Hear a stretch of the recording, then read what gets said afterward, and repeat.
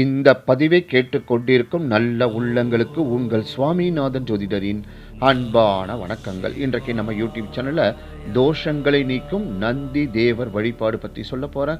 பதிவுக்குள்ளே போகிறதுக்கு முன்னாடி நம்ம யூடியூப் சேனலை யாரெல்லாம் சப்ஸ்கிரைப் பண்ணலையோ சப்ஸ்கிரைப் பண்ணுங்க, ஷேர் பண்ணுங்க, லைக் பண்ணுங்க. இப்போ பதிவுக்குள்ளே போயிடலாம்.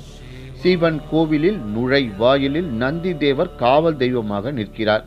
இவரிடம் உத்தரவு பெற்றுதான் சிவனை தரிசிக்க வேண்டும் என்பது ஐதீகம்.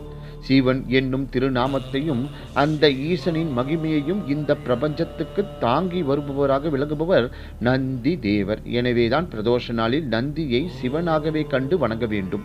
பிரதோஷ காலத்தில் நந்தி தேவருக்கு அருகம்புல் மாலை போட்டு நெய் விளக்கு ஏற்றி பச்சரிசி வெல்லம் கலந்து வைத்து பூஜை செய்கிறார்கள். எனவே பிரதோஷ தினத்தன்று மறவாமல் நந்திகேஸ்வரர் வழிபாடு செய்ய வேண்டும். பிரதோஷ பூஜை மேற்கொள்ளும் போது அறிவு வளரும், நினைவாற்றல் பெருகும், தோஷங்கள் நீங்குகின்றது.